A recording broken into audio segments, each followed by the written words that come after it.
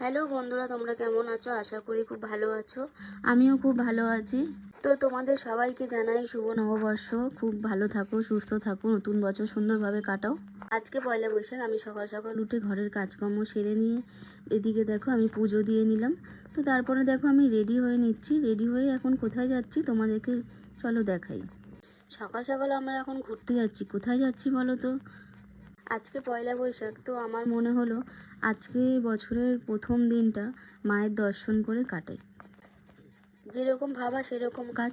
দুজনে মিলে ফটাফট রেডি হয়ে নিলাম। রেডি হয়ে দেখো বেরিয়ে পড়েছি। তো গাড়িতে যেতে যেতে দুজনে মিলে একটু মজা করতে করতে যাচ্ছিলাম।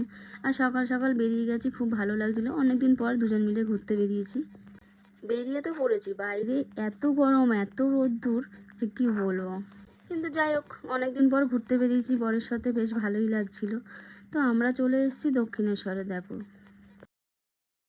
যেহেতু অনেক দিন আমরা দক্ষিণেশ্বরে যাই না। দক্ষিণেশ্বরে যাওয়া হয় কিন্তু দক্ষিণেশ্বরের মন্দিরে যাওয়া হয় না। তো যাই হোক, মনে হলো যে প্রথম বছরটা আমরা শুরুটা দক্ষিণেশ্বরের মন্দিরে গিয়ে মার দর্শন করি, দুজনে মিলে পুজো দিই। তো তাই জন্য চলে গেছি দুজনে মিলে মন্দিরে পুজো দিতে। তো দেখো এদিকে কীরকম লাইন পড়েছে, প্রচণ্ড ভিড় ছিল। যেহেতু পয়লা বৈশাখ ছিল, সবাই এসেছে পুজো দিতে। অনেক ভিড় ছিল আর অনেক রোদ্দুর। ওই রোদ্দুরের মধ্যে আমরা লাইনে দাঁড়িয়েছিলাম।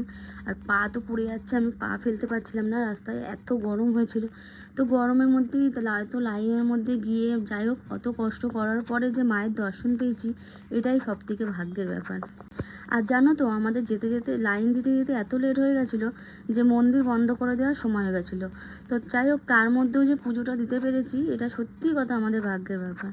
এত কষ্ট করার পর মায়ের দর্শন পেয়েছি, এতে মন খুব শান্তি পেয়েছে। তো যাই হোক, তারপরে আমরা পুজো দিয়ে খাওয়া দাওয়া সেরে নিলাম। নিয়ে আমরা এবার এদিকে বেরিয়ে পড়েছি বাড়ি যাওয়ার জন্য। যেহেতু অনেক গরম ছিল, তার জন্য আর আমরা ঘোরাফেরা বেশি করিনি। তো তোমরা সবাই কিভাবে পয়লা বৈশাখের দিনটা কাটালে অবশ্যই কমেন্টে জানিও। আশা করব খুব ভালো কাটিয়েছো, ভালো কাটাবে আর ভালো থেকো।